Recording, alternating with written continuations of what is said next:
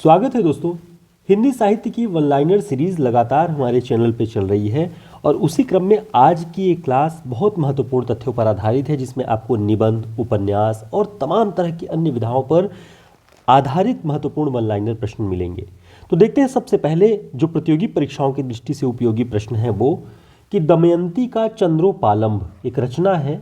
दमयंती का चंद्रोपालंभ यह किस विधा की रचना है? विधाओं से कई बार प्रश्न पूछे जाते हैं कि फला रचना किस विधा की है, तो इस रूप में आपको ध्यान रखना है कि यह निबंध विधा की रचना है। अब इसके निबंधकार कौन है, तो आपको ध्यान रखना है आचार्य महावीर प्रसाद द्विवेदी इसके निबंधकार हैं और यह निबंध जो है वो भावात्मक श्रेणी का निबंध है। तो किस प्रकार का निबंध है? भावात्मक निबंध है। निबंधकार कौन है? महावीर प्रसाद द्विवेदी। चंद्रोपालम, दमयंती का चंद्रोपालम। अगला पॉइंट देखते हैं, अध्यापक पूर्ण सिंह किस प्रकार के निबंधकार माने जाते हैं? ये सारे तथ्य रामचंद्र तिवारी जी की पुस्तक पर आधारित हैं। बहुत मोटी पुस्तक और बहुत महंगी पुस्तक है। आप सभी की अगर पहुंच नहीं है तो उस पुस्तक से महत्वपूर्ण तथ्य हम लगातार आपको पढ़ा रहे हैं। चैनल पे जुड़े रहें, सब्सक्राइब भी कर लें, वीडियो को लाइक कर लें। तो आगे देख रहे हैं कि अध्यापक पूर्ण सिंह किस प्रकार के निबंधकार माने जाते हैं। तो अध्यापक पूर्ण सिंह आत्मव्यंजक निबंधकार माने जाते हैं। इनके विषय में रामचंद्र तिवारी जी लिखते हैं कि इनके प्रायः सभी निबंध नैतिक और सामाजिक विषयों से संबद्ध हैं। जो नैतिकता भरे जो बिंदु होते हैं, जो सामाजिक विषय होते हैं, उन सभी से जुड़े हुए इनके सारे निबंध हैं। अध्यापक पूर्ण सिंह आपको तमाम प्रतियोगी परीक्षाओं में यूजीसी नेट हो या इनकी मजदूरी और प्रेम, आप सभी यूजीसी नेट में पढ़ रहे होंगे, असिस्टेंट प्रोफेसर भर्ती परीक्षा में पढ़ते हैं आप इनको।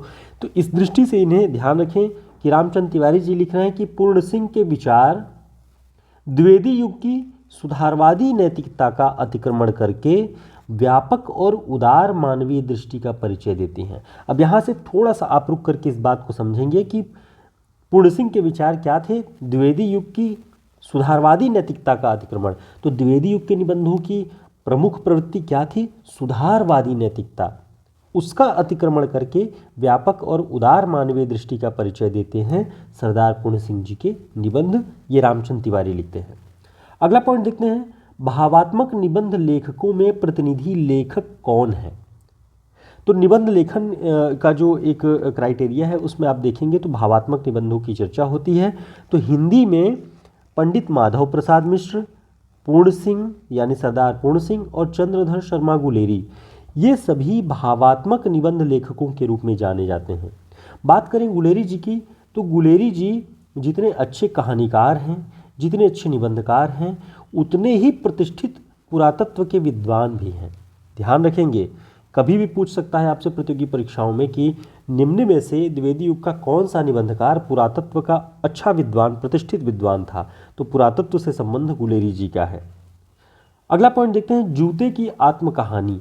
जूते की आत्मकहानी नामक निबंध के लेखक कौन हैं? तो इसे आपको ध्यान रखना है, विंध्येश्वरी उपाध्याय, विंध्येश्वरी प्रसाद उपाध्याय।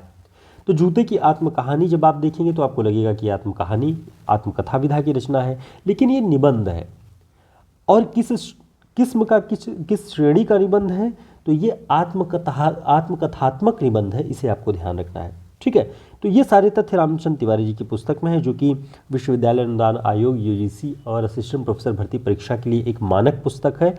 इन्हीं सब पे आधारित हमारा ये हिंदी साहित्य का शॉर्ट नोट्स है, जिसमें वन लाइनर सभी प्रश्न 40 बड़े रचनाकारों पर इसमें आधारित आपको वन लाइनर प्रश्न मिलेंगे। हिंदी साहित्य का इतिहास, काव्यशास्त्र, भाषा विज्ञान, सब कुछ इसमें बहुत संक्षिप्त और महत्वपूर्ण प्रश्नों का पूरा समायोजन इसमें है। हमारे व्हाट्सएप नंबर पर संपर्क कर सकते हैं। अगला जो हमारा महत्वपूर्ण नोट्स है वो लिखित परीक्षाओं को ध्यान में रख करके बनाया गया है, चाहे UP GDC, GIC, LT, AMRS, KVS, इनवेस, सभी में जो लिखित परीक्षाओं के प्रश्न हो सकते हैं, किस तरह के प्रश्न पूछे जा सकते हैं, उनका उत्तर कैसे लिखा जाए, वो पैटर्न आपको इसमें दिखाई पड़ेगा। तो हमारे व्हाट्सएप नंबर पर संपर्क करके आप इन दोनों में से जो भी नोट्स आप चाहें ऑर्डर कर सकते हैं। आगामी प्रतियोगी परीक्षाओं की दृष्टि से बहुत महत्वपूर्ण है।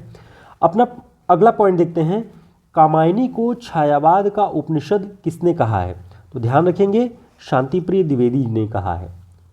छायावाद की प्रथम प्रयोगशाला किस रचना को माना जाता है? तो ध्यान रखना है, जयशंकर प्रसाद की झरना को, जो 1918 में प्रकाशित हुई, छायावाद की प्रथम प्रयोगशाला माना जाता है। ठीक है, ये महत्वपूर्ण प्रश्न है और ये सब रिपीटेड प्रश्न है, आपको ध्यान रखना है। अगला पॉइंट देखते हैं, भूमिजा।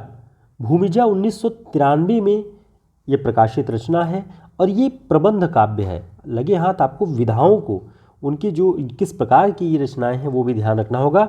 और ये नागार्जुन जी की रचना है, 1993 में प्रबंध काव्य है।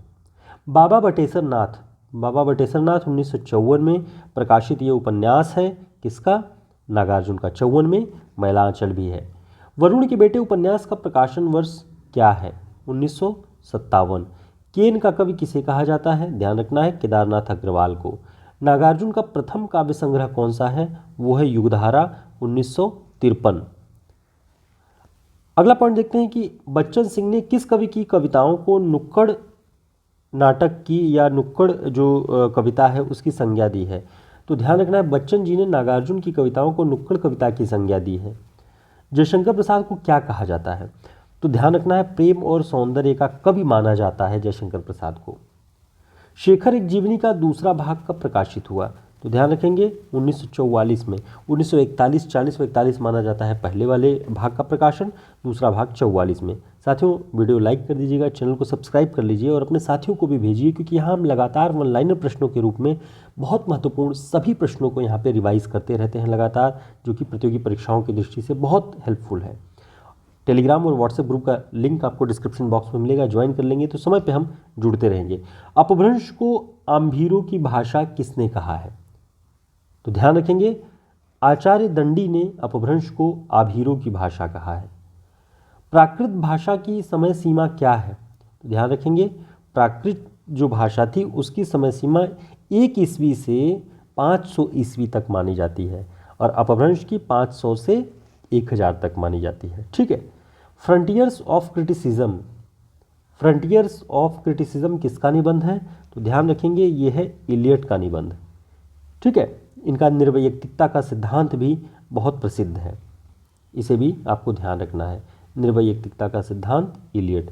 तो साथियों, ये सारे महत्वपूर्ण पॉइंट्स हम देख रहे थे अपनी इस वन लाइनर क्लास में, जो कि बहुत महत्वपूर्ण चुनिंदा प्रश्नों का पूरा संग्रह है। और ऐसे सभी वन लाइनर फैक्ट्स आपको हमारे हिंदी साहित्य के शॉर्ट नोट्स में मिलेंगे, जो कि आचार्य रामचंद्र शुक्ल, बच्चन सिंह, रामचंद्र तिवारी, नगेन, इन सभी पर आधारित एक समेकित रूप का नोट्स है, जो कि TGT, PGT, UGC rate, assistant professor सभी भर्ती परीक्षाओं में, चाहे वो राजस्थान के हो, चाहे मध्य प्रदेश की, छत्तीसगढ़, उत्तर प्रदेश, सभी में बहुत उपयोगी है।